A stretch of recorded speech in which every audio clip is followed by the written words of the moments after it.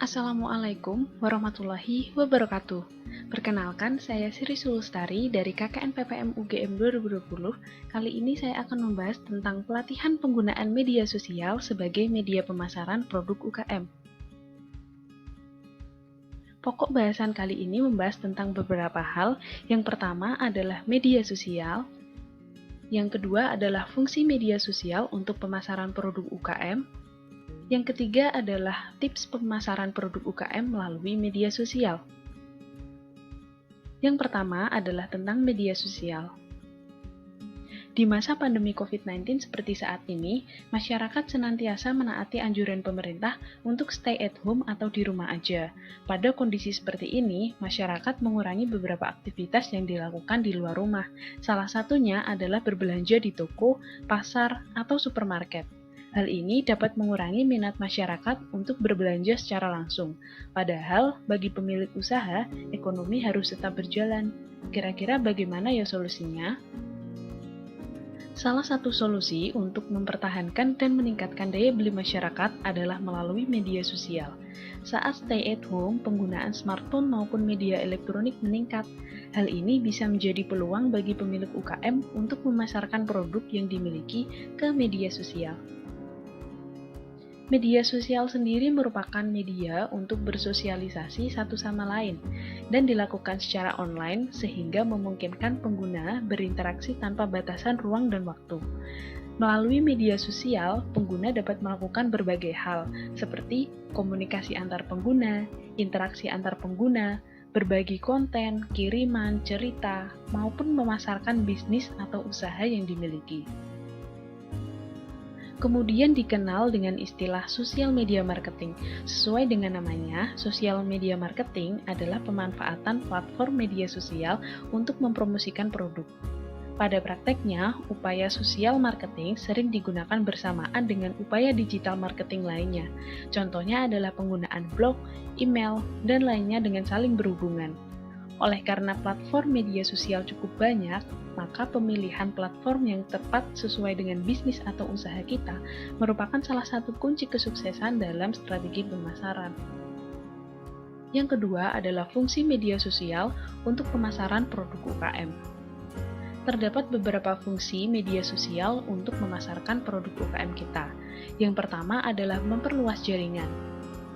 Melalui media sosial, kita dapat menjangkau lebih banyak orang untuk mengetahui produk-produk yang kita tawarkan yang mungkin tidak dapat dijangkau dengan media iklan lain. Yang kedua adalah meningkatkan popularitas produk. Melalui media sosial, kita menyediakan tempat bagi konsumen untuk mengetahui produk-produk UKM yang telah diunggah. Kemudian yang ketiga, menjaga hubungan baik dengan konsumen. Setelah konsumen membeli produk, lakukan hubungan timbal balik terhadap konsumen. Misalnya, konsumen memberi saran, kita menanggapi dan memberi solusi atas saran tersebut, agar tercipta hubungan yang baik dan kualitas produk jadi lebih baik pula. Kemudian yang ketiga adalah tips pemasaran produk UKM melalui media sosial. Yang pertama adalah tentukan target audiens. Menentukan siapa target audiens kita merupakan langkah yang wajib, karena jika produk kita sudah bagus namun kita tidak mengetahui siapa audiens kita, maka produk akan sulit untuk dipasarkan. Dalam menentukan target audiens, kita bisa melakukan riset audiens yang tepat. Bisa ditentukan berdasarkan usia, misalnya kategori remaja yaitu 13-20 tahun, kemudian berdasarkan gender, apakah produk kita untuk laki-laki, untuk perempuan, atau keduanya, kemudian berdasarkan minat, apakah di bidang kuliner, tekstil, properti, dan lain-lain.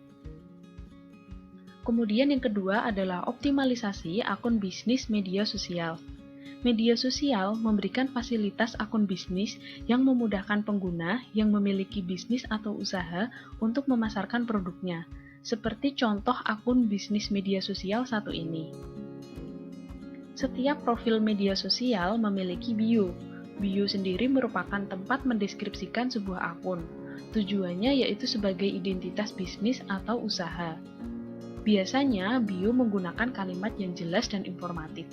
Kemudian terdapat nama usaha, alamat tempat usaha, dan apabila kita memiliki e-commerce, kita bisa menghubungkan link e-commerce ke dalam akun bisnis media sosial kita.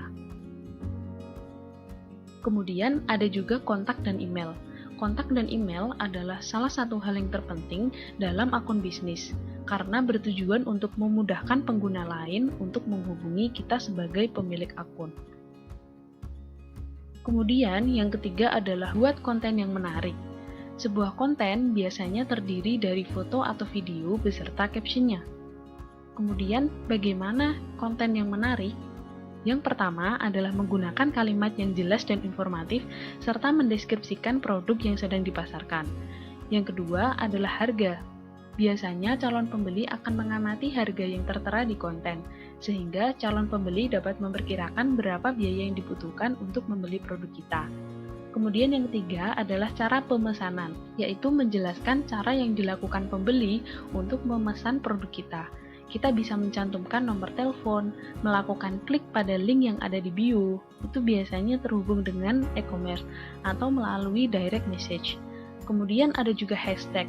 Hashtag memudahkan konten kita agar dapat dijangkau oleh banyak pengguna lain. Hashtag berisi kata kunci yang biasa dicari oleh pengguna lain untuk mendapatkan konten yang dimaksud. Oleh karena media sosial berbasis visual, maka pengguna pasti akan mengamati foto atau video yang diunggah sebelum memutuskan untuk membeli sebuah produk, sehingga diperlukan foto atau video yang menarik. Nah, kita bisa menggunakan aplikasi edit foto atau video untuk menambahkan nilai estetika sebuah foto atau video. Kemudian yang keempat adalah membuat jadwal unggah. Jadwal unggah bertujuan agar dapat menjangkau audiens lebih banyak dan akun media sosial kita terlihat aktif setiap hari. Kemudian, kira-kira kapan ya waktu yang tepat untuk mengunggah sebuah konten? Kita bisa memulai dengan melakukan percobaan atau biasa disebut dengan trial and error. Misalnya, hari pertama kita mengunggah konten pada pagi hari, hari kedua kita mengunggah konten pada siang hari, kemudian hari ketiga kita mengunggah konten pada malam hari. Selanjutnya kita menganalisis mana konten yang memiliki respon terbanyak. Kemudian cara yang kedua adalah menganalisis data akun bisnis. Biasanya sebuah akun bisnis memberi fasilitas bagi pengguna untuk menganalisis rangkuman aktivitas akun bisnis. Contohnya ada pada gambar di samping. Gambar ini menunjukkan aktivitas sebuah konten. Konten tersebut paling banyak dijangkau pengguna lain pada pukul 6 sore, sehingga dapat disimpulkan bahwa waktu yang tepat untuk mengunggah sebuah konten adalah sekitar pukul 6 sore. Kemudian yang kelima adalah promosi efektif. Kita bisa memulai dari orang-orang terdekat, misalnya keluarga, sahabat, teman sekolah, teman kuliah, teman kerja, ataupun tetangga. Selanjutnya, kita bisa meminta testimoni dari orang-orang terdekat tentang keunggulan produk kita, baik berupa kemasan, tampilan, rasa, kemudian kecepatan pengiriman. Selanjutnya, kita bisa melakukan endorse dengan influencer. Hal ini bersifat opsional karena membutuhkan biaya untuk bekerja sama dengan seorang influencer. Dalam menggunakan endorse, kita harus menentukan influencer yang sesuai dengan produk kita, serta memiliki feedback yang baik untuk produk kita. Kemudian, berikut merupakan sumber yang saya gunakan sebagai referensi dalam bahasan kali ini. Demikian pelatihan penggunaan media sosial sebagai media pemasaran produk UKM. Semoga informasi ini bermanfaat bagi kita semua. Terima kasih atas perhatiannya. Wassalamualaikum warahmatullahi wabarakatuh.